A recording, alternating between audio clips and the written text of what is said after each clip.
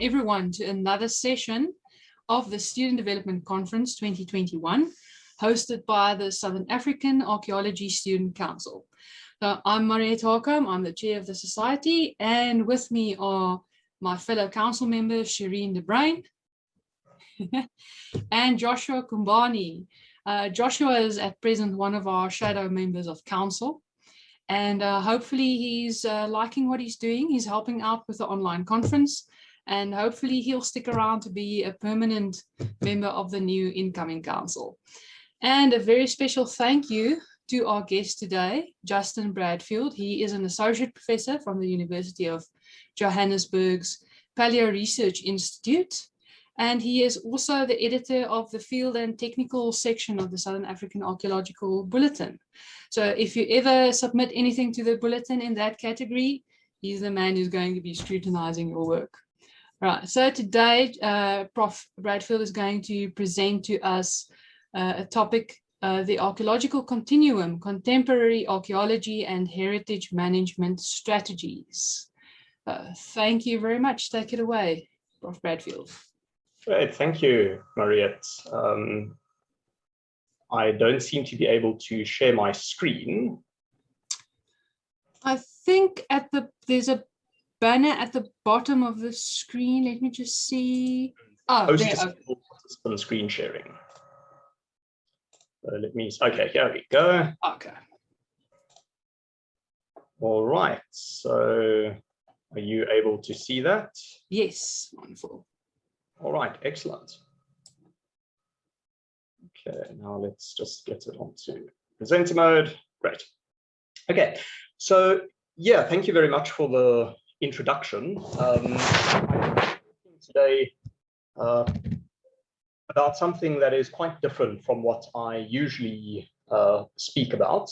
And I was initially going to talk about a rehabilitation project of Kruger Cave that I have been planning, well, probably since 2017, but started developing more specifically in 2019. But then circumstances happened in 2019, as circumstances are wont to do, that shifted my attention in quite another direction, looking at heritage management practices and philosophy, and the idea of living heritage and contemporary archaeology. So I'm going to be talking about Kruger Cave still, but more in relation to these topics that I'm only recently becoming very, very familiar with. So some of you might be familiar with Kruger Cave. It's a painted rock shelter, later Stone Age rock shelter in the western fringe of the Magaliesberg. It's a few kilometers south of Rustenburg and overlooks the Hex River. It was originally excavated back in 1956 by the South African Archaeological Society under the directorship of the late Professor Revel Mason. Now, Mason went back to the site about 20 years later to put up a fence to stop revelers from camping in the site. The cave is quite closely, literally adjacent to a very popular fishing resort, and fishers, campers were going into the site and vandalizing the site essentially. There were several holes that were dug in there illegally. People either looking for the Kruger millions, because Kruger Cave equals Kruger millions in some people's minds, or just generally they were under the impression that there were some valuable archaeological artifacts that they could lay their hands on. And so Revel went and he put this fence up. But far from serving to keep people out, the fence actually invited curiosity. So by the 1980s, the gate had been removed and the fence had been effectively torn down, and the archaeological site was now formally considered to be at risk. So in 1982, Mason and a team from WITS, led by Robbie Steele, they went back to the site to essentially conduct a rescue operation, which was a large-scale excavation of the site to recover as much archaeological material as they could before the site was lost, before it was destroyed.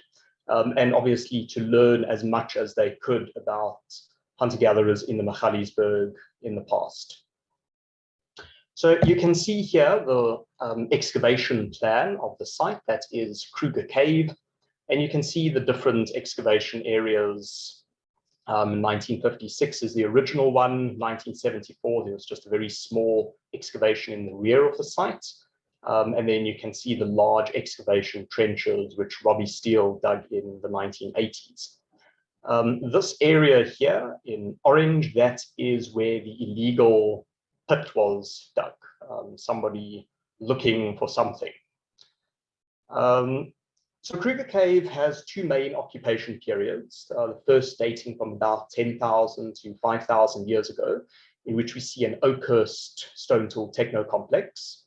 And the second occupation period is from about 1400 to 1,000 years ago, with intermittent occupation until 1300 AD, when the whole Magaliesberg was abandoned by hunter-gatherers due to the influx of Bantu-speaking farmers coming into the area.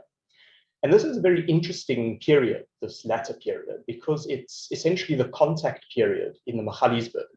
And it's the period where we have, the first evidence of contact between hunter-gatherers and farmers, these two very different groups of people practicing very different economies. And actually, there's within a couple of kilometers of Kruger Cave, there are two very large and very well-known Iron Age sites that were occupied contemporaneously to the final occupation at Kruger. And these are Broederstroom and Olifantspoort. And Kruger Cave, incidentally, has the earliest evidence in the form of potsherds for farmer presence in the Magaliesberg. So Kruger Cave is quite interesting in that respect as well. So there's also, of course, some 19th century material at the site, probably due to intermittent occupation rather than any sort of long-term residency at the site, and material dating right up until the 1930s, when the site was used as a blacksmith's shop when the dam wall was being constructed. So Kruger Cave has some exceptional organic preservation, which is actually what initially drew my interest in PhD.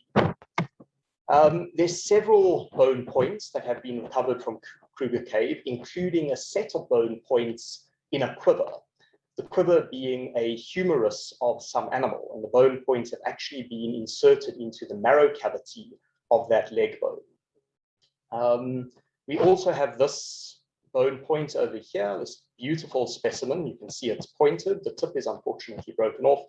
You can also see at the bottom where it was hafted, and then between the poison and where it was hafted, you've got this beautiful band of red ochre paint, which we don't find very often on bone arrowheads, particularly from this period. We've also got some other bone tools, including a doubly incised piece of bone, which you can see was also at one point covered in the same red ochre paint. And we've got some plant fiber rope. Very interesting about this is you get two different knotting varieties, I suppose you can call it. So we've got your typical spun rope, so it's basically coiled. And then we've got plaited rope, which is actually very rare for later Stone Age rope manufacture. We've got wooden stakes that have been recovered. This is probably from some sort of hut construction. This dates to the Iron Age period.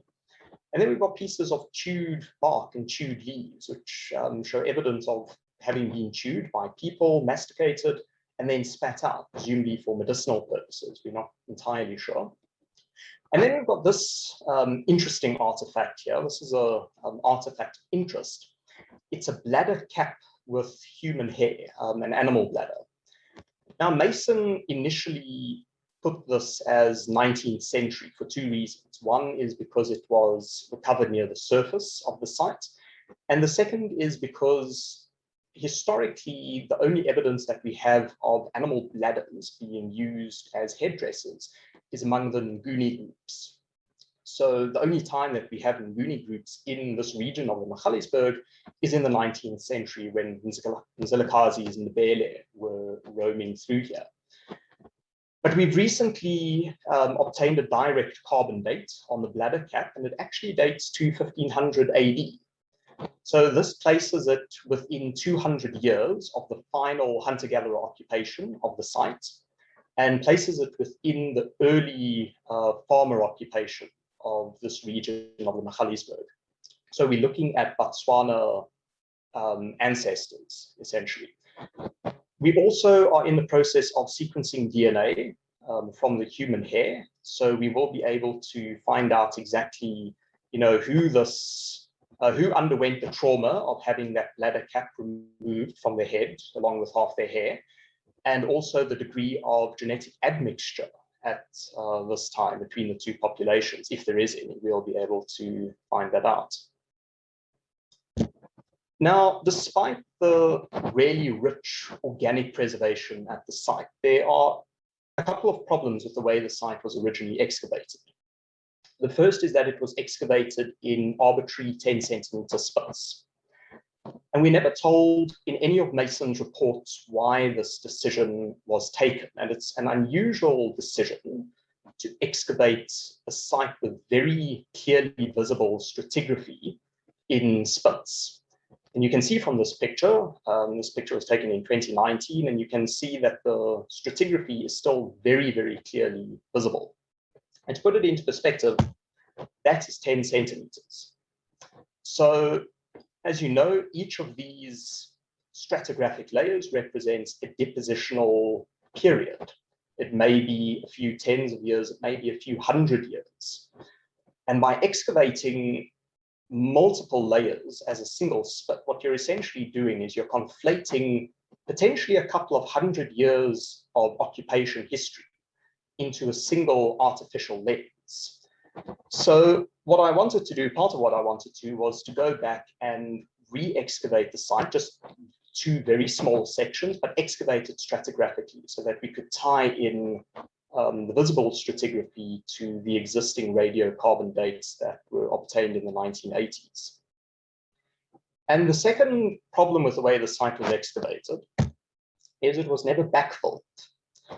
Now, it's standard practice nowadays, and actually even back then it was, that when you excavate a site, even if it is an ongoing excavation and you intend to go back in the following field season, you still close up the site, you backfill it. And the reason for that is to protect the site and to protect the excavation walls from caving in and from animals going in and accidentally destroying it.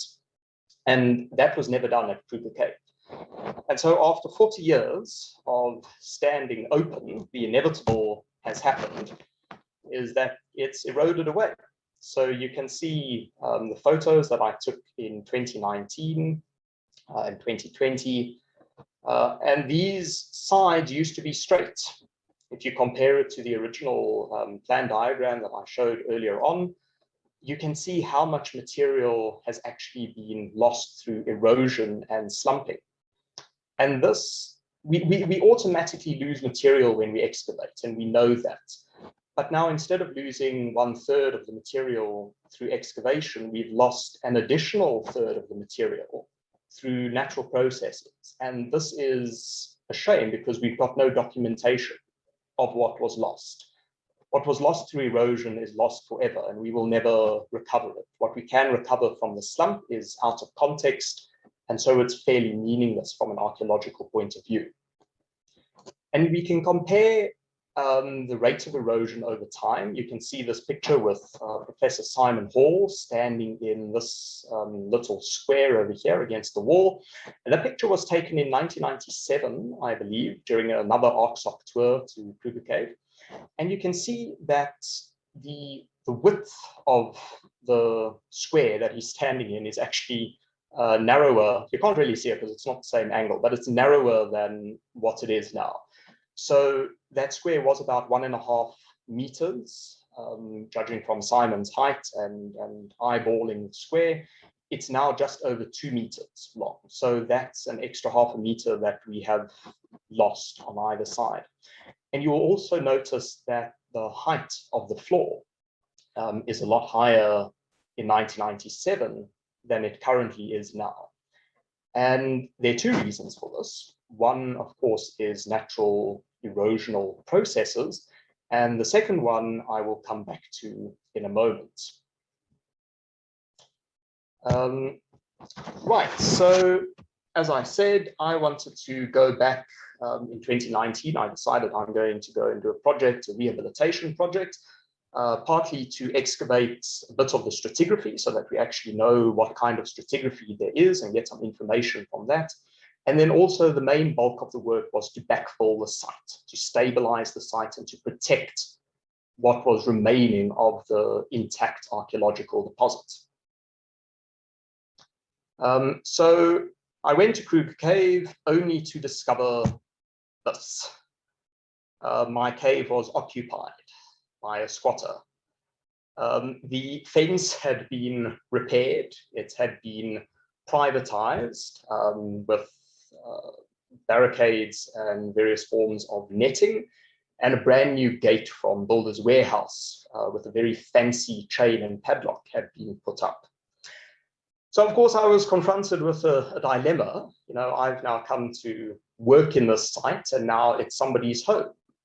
So what do you do in this situation? Do you contact the police and have them removed? Presumably this is now somebody's home. So are you going to be the person responsible for kicking them out and taking away their only form of shelter? Or do you leave them in the site in what is obviously a very fragile and at-risk archaeological site and leave them to their own devices? So I was confronted with this dilemma, and of course I did what anyone in my position would do. I of course went and I introduced myself to the guy. But when I saw this, I was immediately taken back to a phone call actually that I received 10 years ago when I was working in Cape Town as a heritage officer. And I received a call from a SAASC official who was complaining about two Bradfields who he had found at Cripple Cave. Bradfields obviously was his term for squatters. And he was complaining that these two guys had taken up residence at Cripple Cave. Cripple Cave is a Middle Stone Age site in Fishhook.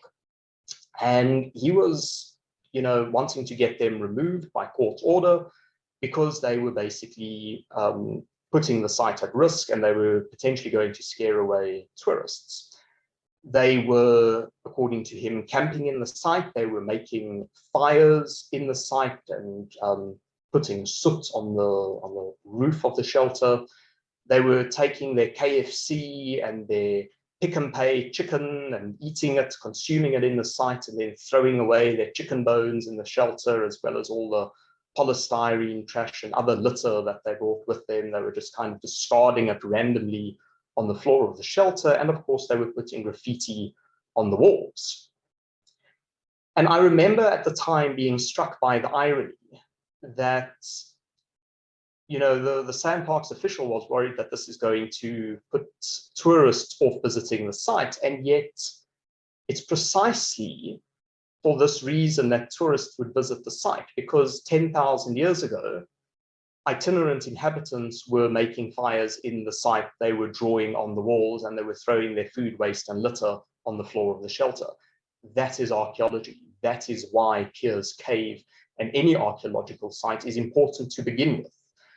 So it's an interesting dichotomy to note that we tend to value events and processes that took place in the distant past, and we think that those are worthy of heritage protection.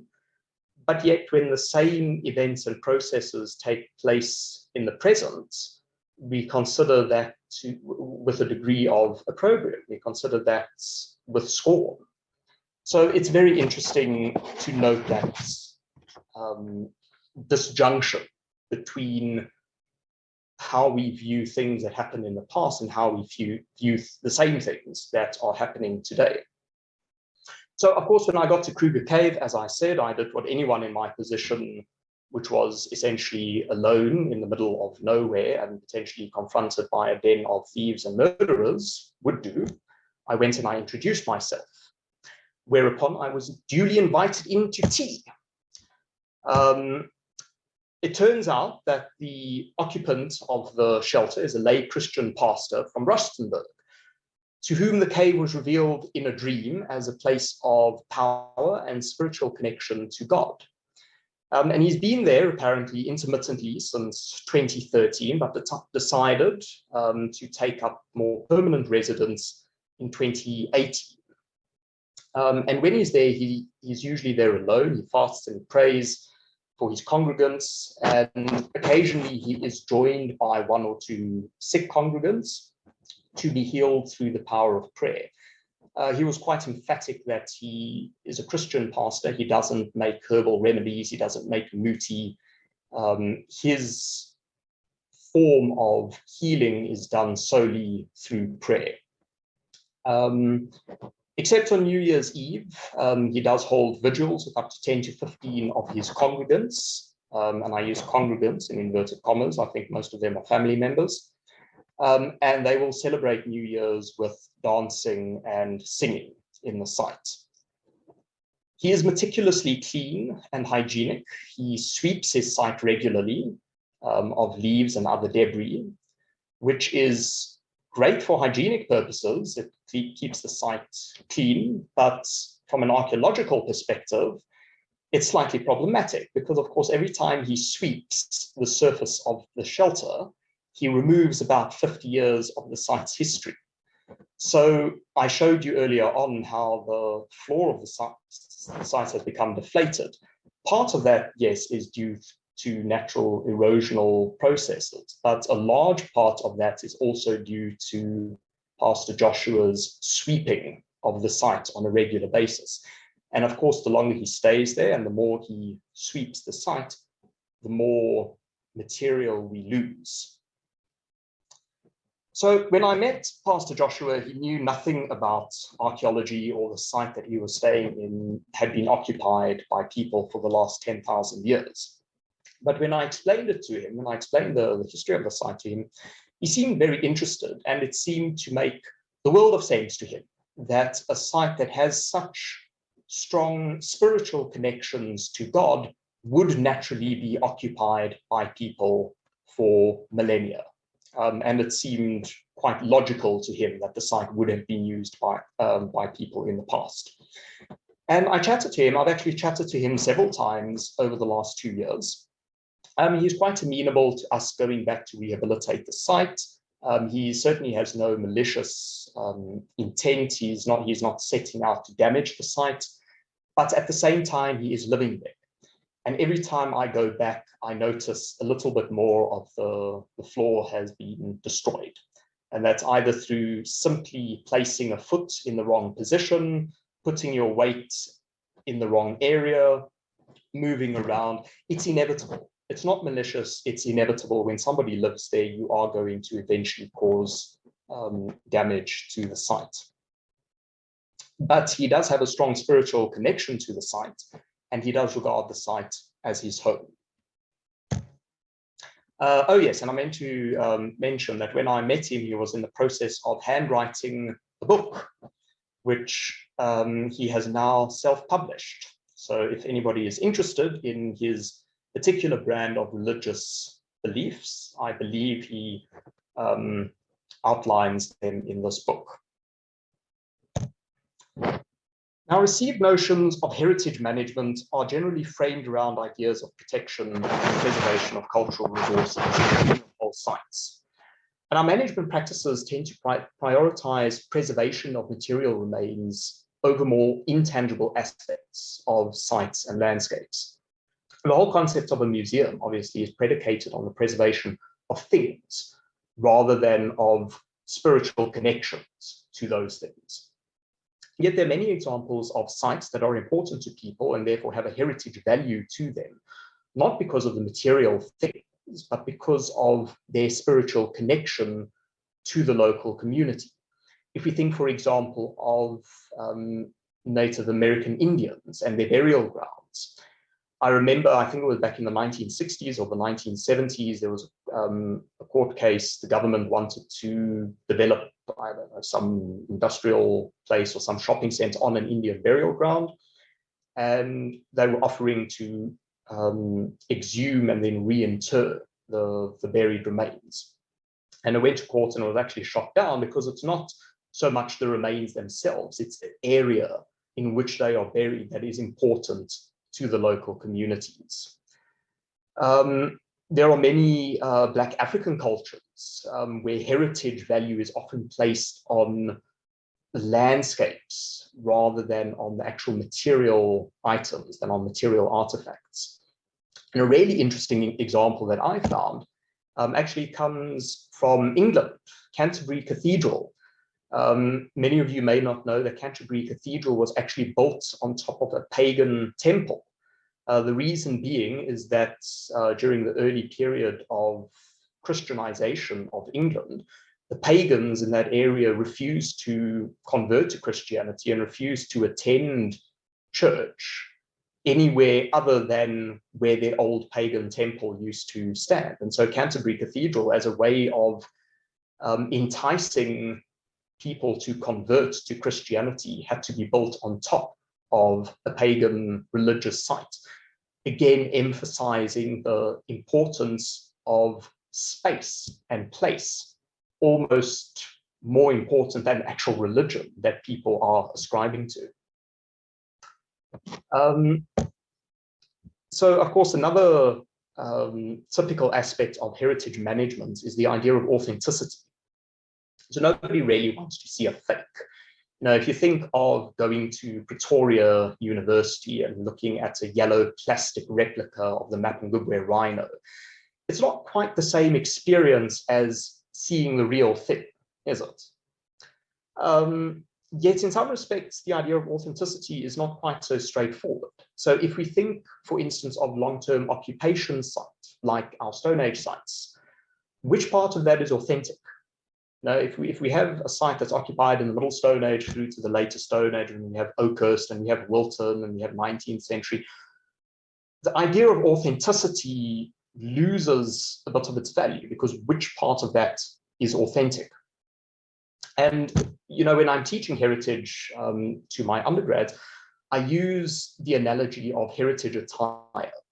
And if you ever watch the opening of Parliament, you get these women who are wearing traditional African dress, which is usually a 15,000 Rand silk garb with these wonderful puffy sleeves, and it looks very Middle Eastern almost. And I've always wondered, you know, to what sense is that traditional? How is that traditional? You know, I've watched Shaka Zulu, and they were definitely not wearing the same things that the women who are attending Parliament wear. But if we look at European dress, this becomes far more stark. You know, which aspect is authentic? You know, because clothing and fashion changes through time. So is authentic European dress the medieval suit of armor? Is it the Tudor period male miniskirts, or is it the suits that we are wearing today or that have been worn since the 19th century? And the answer, obviously, is that all of these are authentic. Heritage, very much like fashion, is subject to change, and it is fluid. So another interesting example of this idea of living heritage is Stonehenge. So here, once or twice a year, people will come to conduct or perform religious rites at the site. And these modern day druids claim an intangible, almost spiritual connection to the site, which they claim allows them to connect with their ancestors. Now, of course, most of these people have absolutely no relation whatsoever to the people who built Stonehenge 5,000 years ago, nor do the religious practices or rituals that they perform at the site necessarily bear any resemblance to the rituals that were performed at the site 5,000 years ago.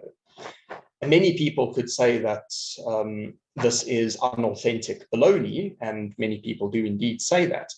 But it does not detract from the fact that Stonehenge is culturally important to this particular community. They maintain a strong connection to the site, however historically unfounded or historically shallow that connection may be. It is still a connection, and it is still important to that community. And we need to remember that sites, like objects and symbols, can mean different things to different people at different times. And any heritage management policy needs to be cognizant of this kind of fluidity.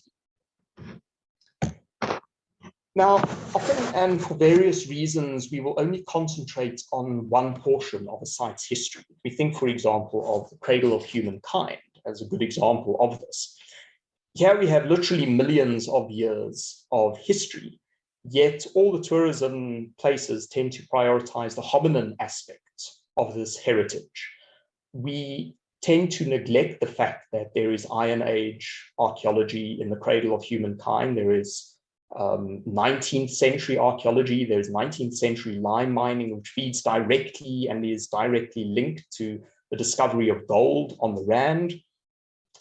Another example is Kruger Cave. Most of you will have heard of the very famous Middle Stone Age site of Kruger, very well known for its Middle Stone Age occupation, but far less known for its Iron Age deposits, some of which are actually quite impressive, and even less known for its contemporary use by a local traditional healer.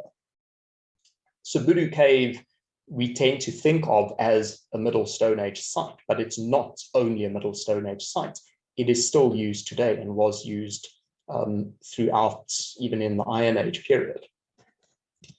So this notion of heritage has been developed, or the notion of living heritage, sorry, has been developed to appreciate the intangible aspects of heritage sites, such as its aesthetics, its traditional knowledge, its spirituality, music and oral traditions that were practiced at the site, and so on. And it acknowledges that heritage sites may also be contemporary sites, and that people living in these sites need not be related to the past occupants. We think back to the example of Stonehenge as a good example of living heritage. It also acknowledges that notions of heritage evolve in response to contemporary community needs. And a good example of living heritage in the South African context is a site in the Free State called Motloeng, or Fertility Cave in English. And here we have a 19th century Sotho Sangoma initiation site, which is now being used and has been used since the 1960s as a Christian site. It's a pilgrim site or pilgrimage site for Christians, as well as for traditional ancestor worship. Now, this dual purposing of the site has translated into physical partitions, where areas of the site have been cordoned off for use in particular activities by the different constituent groups who are claiming authority over the site. So this mesh of religions at the site has fundamentally transformed its original function. And pilgrims of both sexes now come to Motloeng to be healed from a wide array of ailments. And these various constituencies at Motloeng and other sacred cave sites in South Africa have in common a spiritual connection to these spaces, irrespective of the antiquity of these so-called spiritual connections. The largest constituent group at Fertility Cave is a Christian group, and as you know, Christianity is a relatively recent introduction into South Africa. Now, of course, whatever archaeology may be present at Fertility Cave is entirely unknown because the site is permanently occupied. But if there is archaeological deposit there, as undoubtedly there must be, it is at risk the more people visit the site and the more activities are performed at the site, such as clearing of debris and cleaning of the site in order to construct the various huts and the various accommodation that you can see in the photos there. That puts the archaeology at risk. There are also certain rituals that are performed at the site which involve the use of different colored clays. Now, I've never been to Fertility Cave myself, but I have read that there is an area in the cave where you get different colored clays, which are used ritually for different purposes. And these clays are, I think, black, orange, red, and white. And it may be a pure coincidence, but it is interesting to note that archaeological hearths also come in three colors: black, white, and red. And it's plausible, at least, that what people are assuming to be what they are calling clay is in fact the remains of archaeological hearths, which they are digging up and using for modern day ritual purposes. But the cave is not important to the local community because of its archaeology, which nobody knows about. It's important because of its contemporary association and how people are viewing it today. But to what extent might squatters constitute a local heritage community? Now, first we need to find out who the local community of Kruger Cave is. Now, one could, of course, say that there is no local community because there is absolutely nobody living in the vicinity of Kruger Cave today who is related to the original hunter-gatherers whose archaeology is present at Kruger Cave. But does that mean that the current occupants of Olifantsnek, which is the local township, can't claim a legitimate connection to and ownership of the heritage of the area in which they now live? I mean, I wonder how many Italians are direct descendants of the ancient Romans. Probably very few, considering there's been, about 1600 years of history and migration in between. And yet, I would think that most Italians would claim a huge degree of ownership over the Roman period ruins, such as the Colosseum. On the converse side of that argument, however, is, can one who is simply living in the area claim custodial authority over that area's heritage? And if so, would this also apply to squatters? So squatter rights, of course, notoriously ambiguous, particularly in South Africa. And what we understand by local community would usually not include itinerant inhabitants. And even if it did, can squatters truly claim to have a spiritual connection to the land when they have little to no historical association with it? Now, in the South African context, squatting has become a very successful means of land invasion. And even when this occurs on privately owned land, you may not evict a squatter before obtaining a court order. And even when you have a court order, you can only remove squatters on condition that the government provides suitable alternative housing, which almost invariably they are never in a position to do. So in South Africa, people are protected. You can't just kick people out onto the street, even if that is where they came from. So in the case of Kruger Cave, the fact that Pastor Joshua is living in the cave means that he is, for better or for worse, part of the living heritage of the site. And he is contributing every day to both the removal and the accrual of archaeological deposits. This continual removal and accrual of deposits occasioned by his occupation is no different from what's been happening at the site for the last 10,000 years. The people who were living at the site 1,000 years ago were essentially doing the same things. They were making fires in the site, they were living in the site, they were moving around, and they were placing the underlying archaeological deposits in as much risk as the pastor is now placing the 1,000-year-old deposits. There's no change. It's the same process. It's a continual process that is happening. But unfortunately, the South African heritage legislation is very grey to the extent to which squatters constitute part of a local community. And this question is particularly pertinent when the presence of squatters may deter other people from visiting a site. So the barricade that the pastor has put up serves to essentially privatize the site and restrict access to what should be a communal heritage resource. But it's not only the barricade, the physical barricade, it's also a psychological barricade. Many people are going to be put off from visiting a rock art site to go and enjoy the rock art and to enjoy the atmosphere of being in a site like that by the mere notion that there is a squatter living there, by the fact that the pathway up to the site is strewn with litter, and by the fact that the site is illegally occupied by a person that people don't know. He could be a serial killer for all anybody knows. And so it's the psychological deterrent as much as the actual physical barricade that is a problem. Now, this kind of tension and ambiguity that is what a heritage management plan of Kruger Cave needs to be cognizant of and deal with. The site remains a sensitive archaeological rock art site, even though most of the paintings are far too faded to see. In fact, when I was there, it took, I think I could only start spotting the paintings on my second or third visit. So most visitors to the site, if you don't know what you're looking for, you're not actually going to see the rock art. But one could argue that Pastor Joshua's occupation of the cave and his daily interaction with the tangible and intangible aspects of the site actually adds to the authenticity of the site as a living heritage site. He's certainly he is the only person deriving any benefit from the site at the moment, because most of the locals that I spoke to didn't even know that the cave exists. And that is partly because it's not signposted. So ideally, the site should be responsive to all local needs. It should be accessible to people from the local community. It should be accessible to local school groups who want to go and look at the rock art, who want to go and view the site. It should not be privatized.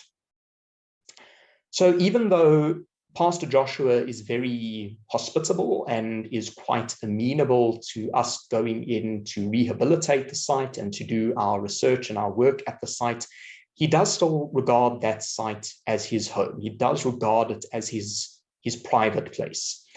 So I doubt whether he would be very willing to entertain numbers of strangers constantly coming in to have a look at the site.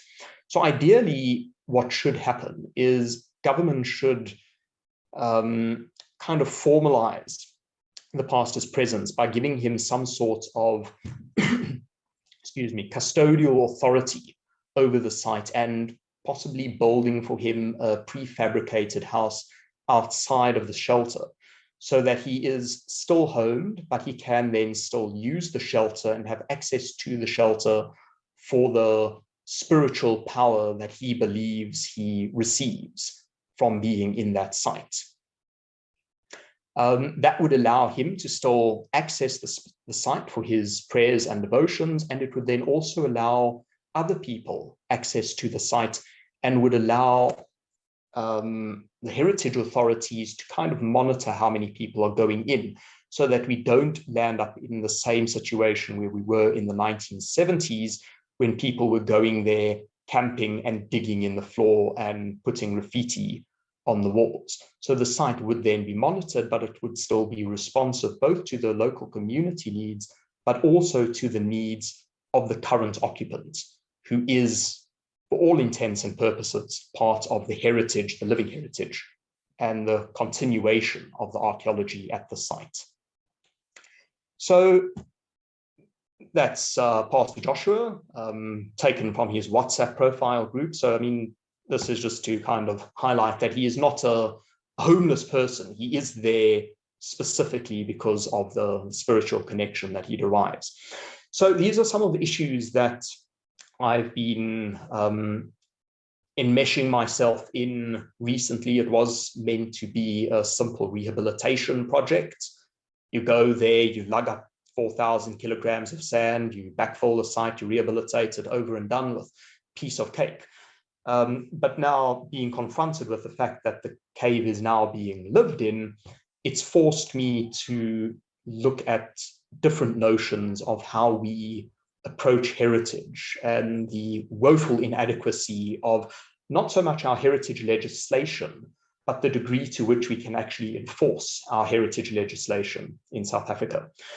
So if anybody is interested in these kinds of topics, or in specifically the extent to which Kruger Cave as a case study relates to these topics of contemporary archaeology and living heritage, I have a paper with my colleague Matt Lotter, which is in press at the moment in the Journal of Contemporary Archaeology, which should be out later this year.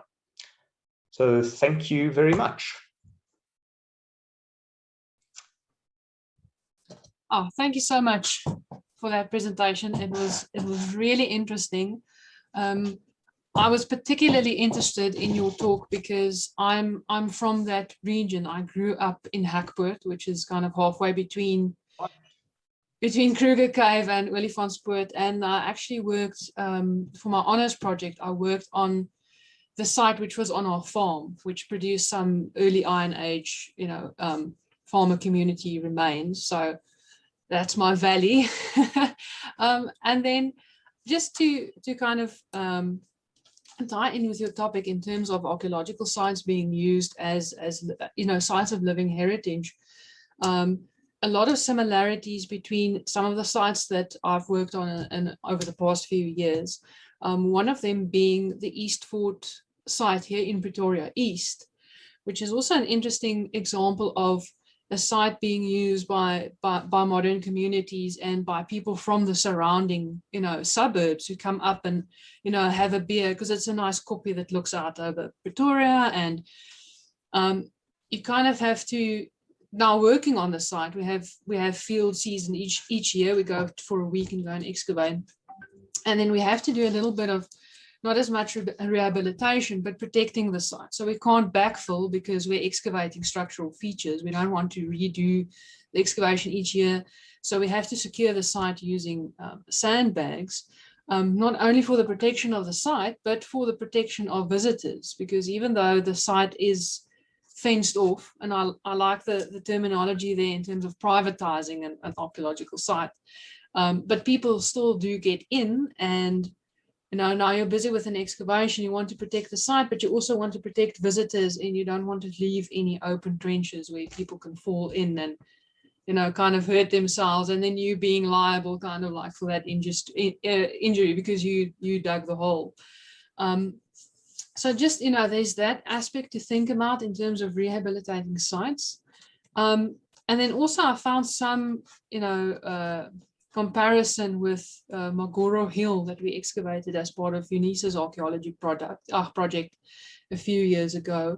Magoro Hill is near the Middle Letaba Dam, and the surrounding community still uses the site as part of its ritual tradition. People still go up there.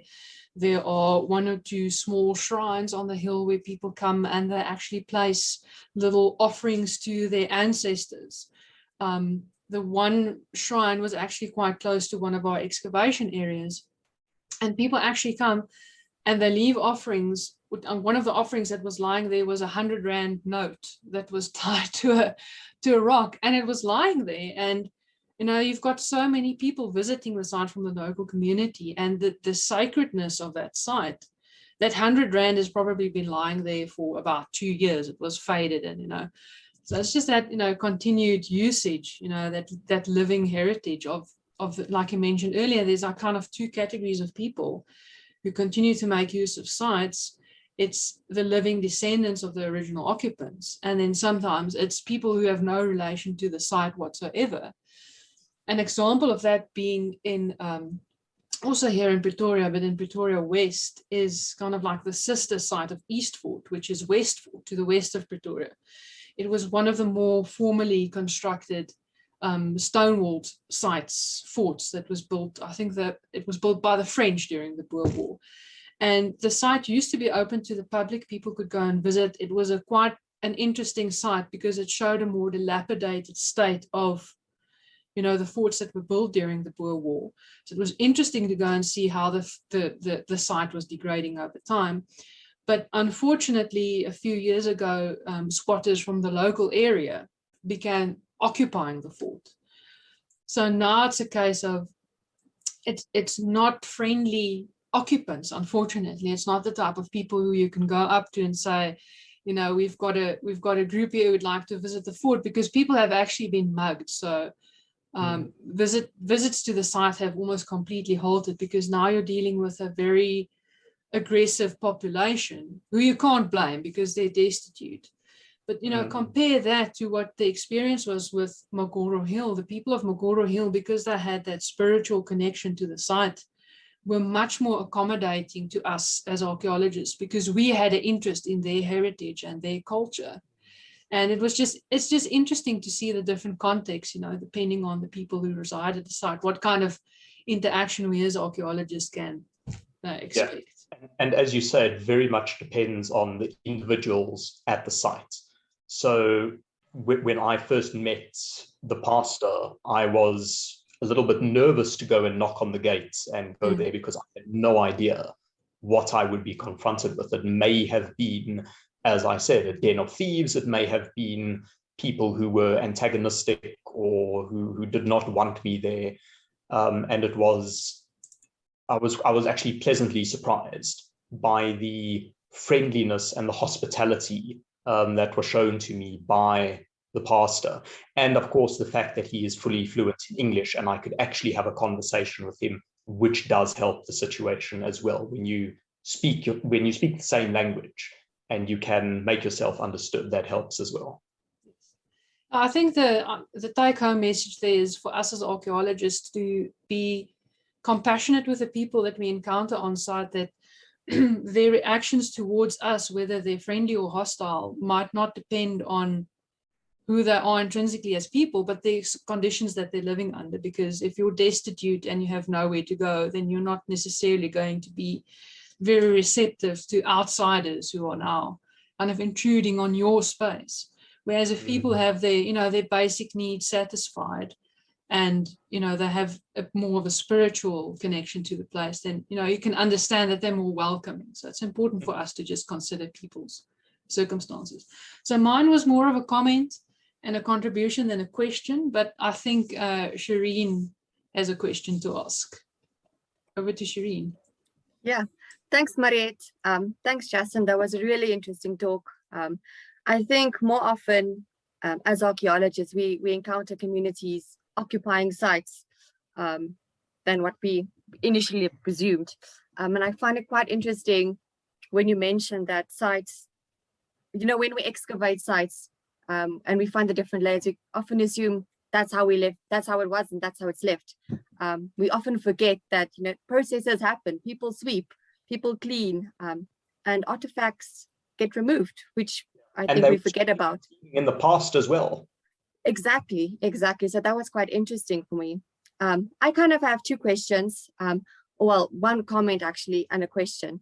I think your site kind of also reminds me of Tabiya Modimole, near Modimole, which is also, I think, a similar site. And then Gatkop and the Marimatle Mountain near Tabazimbi, where you also have these different occupational layers and living communities, Sangomas, ZCC, people coming in to worship. And it mightn't necessarily be communities who have a direct connection to the past communities, but the site is still being used as living heritage. They're leaving artifacts of their own, whether it be candle wax or offerings, which we also need to interpret. It forms part of the history of the site. So my one question was, with Pastor Joshua kind of living at the site, has he found something interesting, an artifact that has puzzled him or has questions about, that you could maybe share with us? Yes, he's found lots of bones, he says. And when I was asking him, what does he mean by a bone, he duly went to a side and ripped out a shell from the excavation side, from the profile. So, it's complete ignorance about archaeology, and it's ignorance about how to care for archaeology and how to be respectful of that material when you don't know what it is.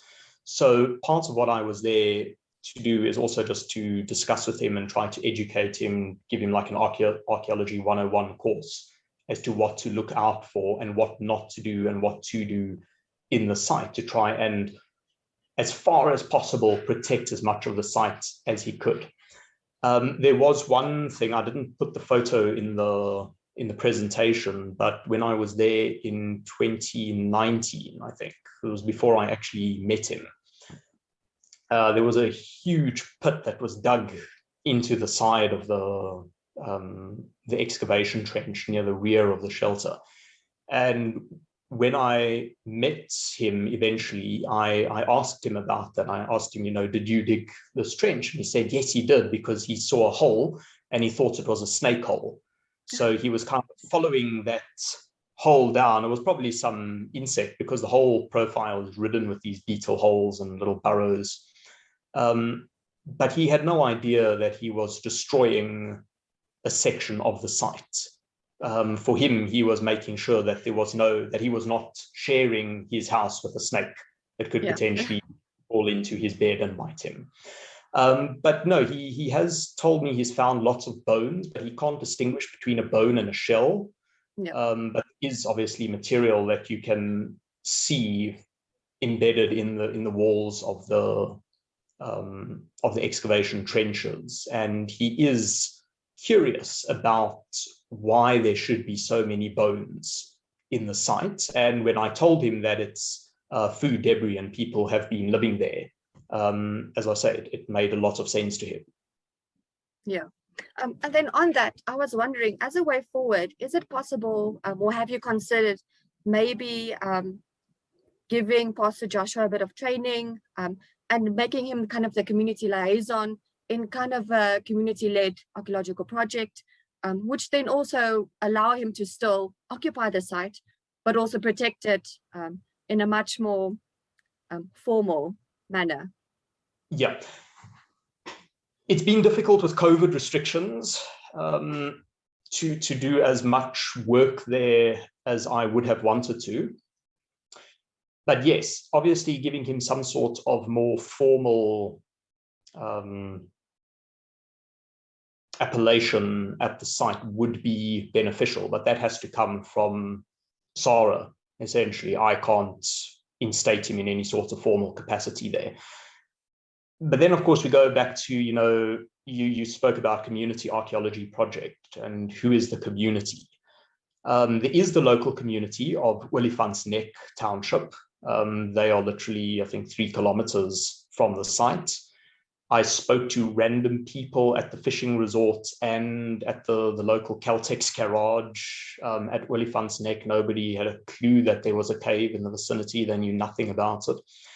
The local farm owners know about the cave, but they're not particularly interested in having anything to do with it. And all of the pastors, congregants come down from Rustenburg and from the townships surrounding Rustenburg. So again, you're sitting with this question of who is the local community and who should this cave benefit? And my position on this is that it should benefit everyone. It should be responsive to community needs. But at the moment, the way it's set up as benefiting the pastor as a privatized place, it's not benefiting anybody else, even though there is nobody else at the moment who is aware of it to benefit from it. But that is part of the rehabilitation project that I initially wanted to do, is to create community awareness, go into the schools and actually tell them about Kruger Cave and about the history of Kruger Cave, and get people, including school groups, back to Kruger Cave to actually go and visit the site, so that the site has some sort of contemporary use, because it's pointless going to backfill a site if we are happy that the site gets destroyed. If we have no care for the site, if the site is meaningless to us and we're happy that it gets destroyed, then there's no problem. Then there's no need to inform anybody about the history of the site. But the reason to go in and backfill the site and to stabilize the site is to preserve what is left of the archaeological deposit, because there is plenty of work that can still be done, including sediment DNA, including excavating it stratigraphically, including excavating certain sections that were not excavated and excavating it in a manner that is more fine-grained or is geared to getting more fine-grained information from the excavation than what was obtained in the 1980s. So there is a lot of potential there, and it would be sad if the site was just forgotten about. So part of the rehabilitation project is, as you say, it's a public awareness campaign as well, and to try and educate people about the site.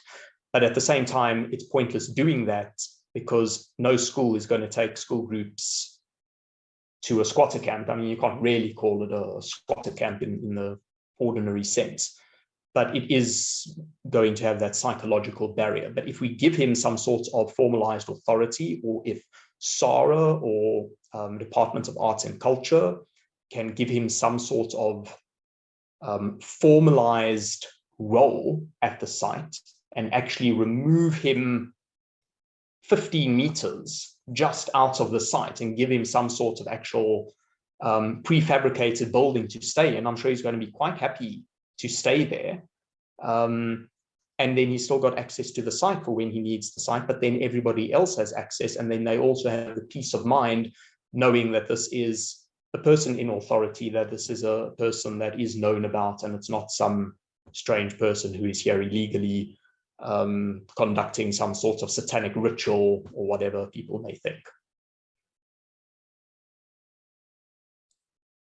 Thanks.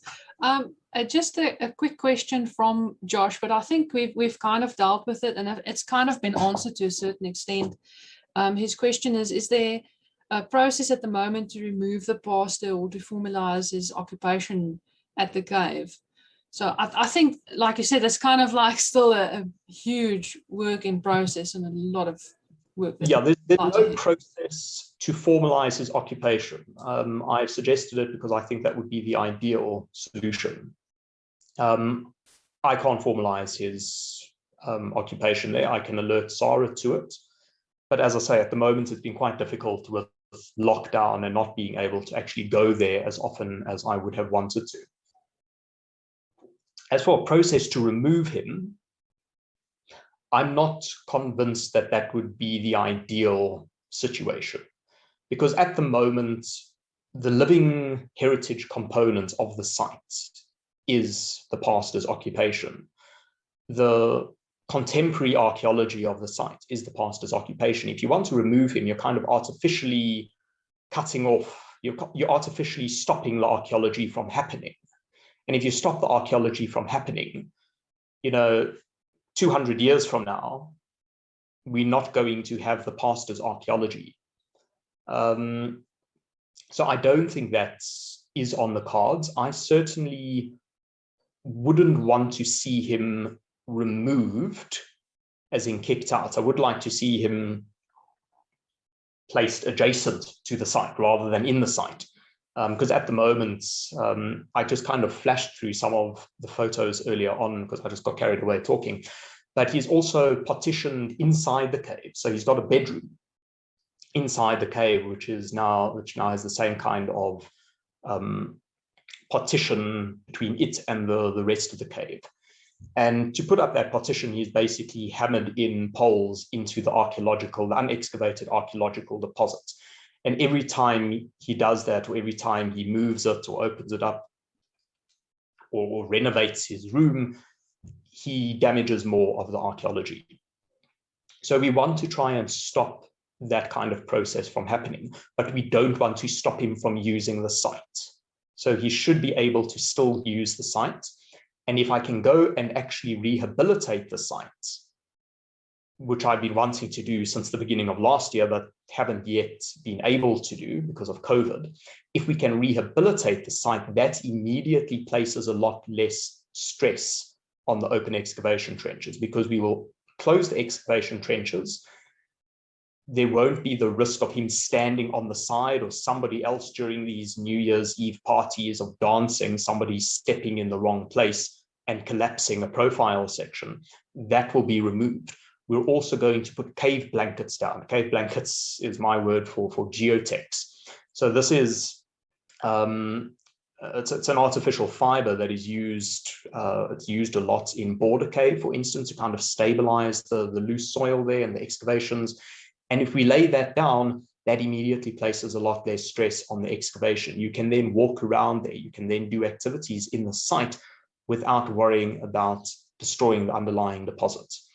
And the rock art, as I say, there is a lot of graffiti there, but the graffiti is separate from the rock art. So we don't actually have graffiti over the rock art. And a lot of the rock art is so faded that most people wouldn't be able to see it. So I don't think it's at risk of vandalism. It is, however, at risk of getting fire damage from soot. And this is where I am actually quite thankful for the pastor's presence there, because you do get other vagrants who come to the site and light fires and camp there even today, and he chases them away.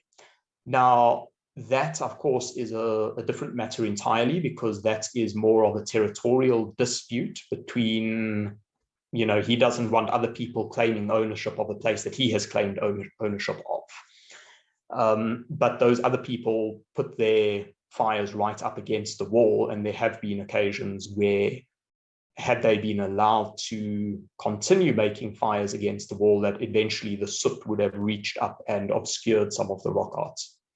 So yes, a long-winded way of answering your question. I don't want him removed from the cave. I want him to be able to access it, but to access it responsibly and to use the cave responsibly. Wonderful. I think if this rehabilitation is handled as a public engagement and a public participation project, I think you can get a lot of buy-in from the public sector, for example, because I mean, this is a wonderful opportunity to educate first and foremost. I think through education we can achieve so much. And I think that if you manage to do the site rehabilitation like you've suggested, and he can temporarily be relocated, you know, still on the site, still close to the cave, but then allow rehabilitation to take place, and, you know, provide, like, for the installation of boardwalks, for example, like we see at a lot of archaeological sites, where people can still access parts of a cave or parts of a site without causing any further damage to the site, and still have the majority of the site accessible to archaeological work. And then, you know, you have a fantastic opportunity in having someone who has a vested interest in the site, who will definitely take care of it if provisions are made for him to have. And I mean, it doesn't, when we say prefabricated structure for him to live in, it can even be something that's ecological, you know, and kind of fits in with a natural landscape. It doesn't have to be a little pre-con structure somewhere that's, you know, painted pink and stands out. You know, it can be something that's kind of, that blends into the environment and have like a whole, it can become an attraction. He can be part of the attraction because he is part of the living heritage of the site. So I think there's definitely opportunities here. But yeah. I think we're, sorry, I think we are out of time today. But we just want to thank you so much for this fantastic presentation. And thank you for the invitation. I hope this inspires some dialogue, you know, and gets people talking.